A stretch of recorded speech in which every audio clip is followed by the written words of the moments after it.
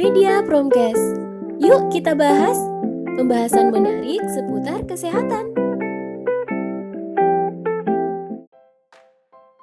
Halo Mams, tahukah Mams, seberapa pentingkah kita untuk melakukan cek kesehatan kandungan? Dan apakah ini memang perlu dilakukan terutama untuk Mams dan pasangan yang akan melakukan program hamil? Sebelum kita lanjut, jangan lupa untuk subscribe dan nyalakan loncengnya biar Mams nggak ketinggalan info kesehatan lainnya. Bagi pasangan yang akan melakukan program hamil, sangat dianjurkan untuk melakukan cek kandungan.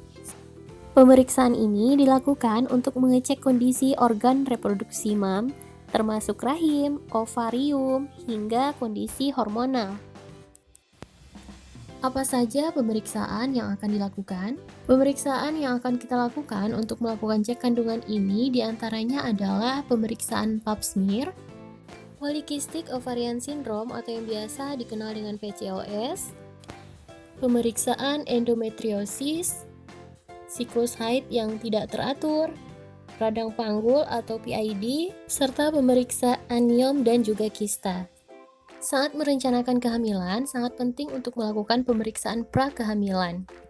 Hal ini dilakukan untuk memastikan tubuh Mams sehat dan siap untuk mengandung. Salah satu pemeriksaan yang penting bagi calon bumil adalah pemeriksaan serviks atau leher rahim yang dikenal juga dengan pemeriksaan pap smear. Tujuannya melihat ada tidaknya sel yang berpotensi kanker di area serviks yang jika ada diperlukan tindakan lanjutan.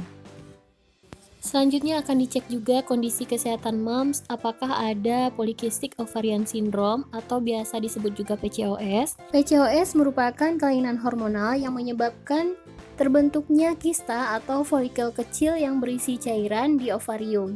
Biasanya wanita dengan PCOS juga memiliki ukuran sel telur yang kecil-kecil. Nanti Mams akan menjalani pemeriksaan ini jika mengalami riwayat siklus haid yang tidak teratur. Kemudian mungkin ada Mams yang mengalami produksi rambut atau bulu berlebih di bagian tubuh. Kemudian timbulnya jerawat yang berlebih dan juga mengalami obesitas. Berikutnya ada pemeriksaan endometriosis.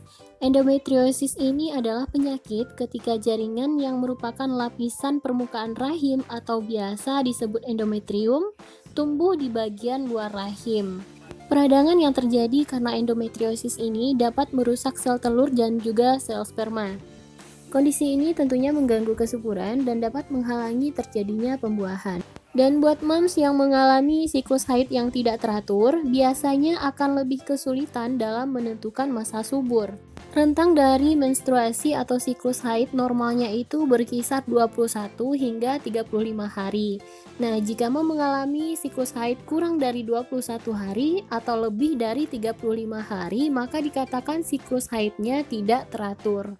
Bila seorang wanita memiliki siklus haid yang tidak teratur, sulit untuk menentukan indung telurnya itu menghasilkan sel telur secara rutin setiap bulan. Dengan kata lain, wanita yang siklus haidnya tidak teratur memiliki kemungkinan gangguan kesuburan.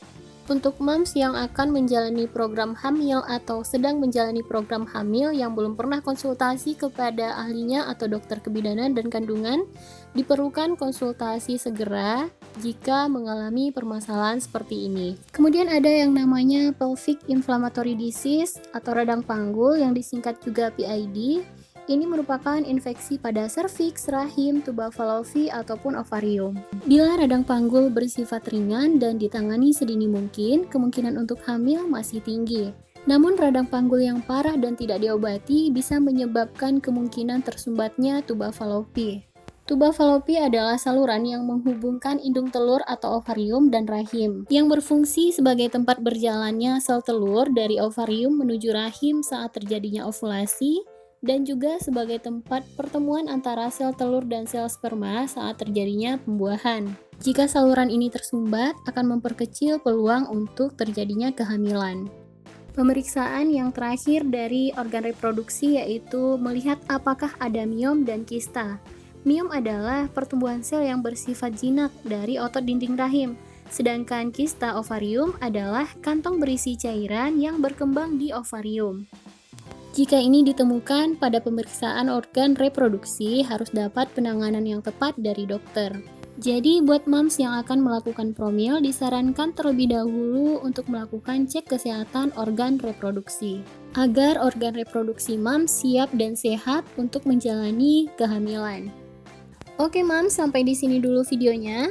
Untuk Mams yang belum subscribe, jangan lupa subscribe dan nyalakan juga loncengnya biar tidak ketinggalan info kesehatan menarik lainnya.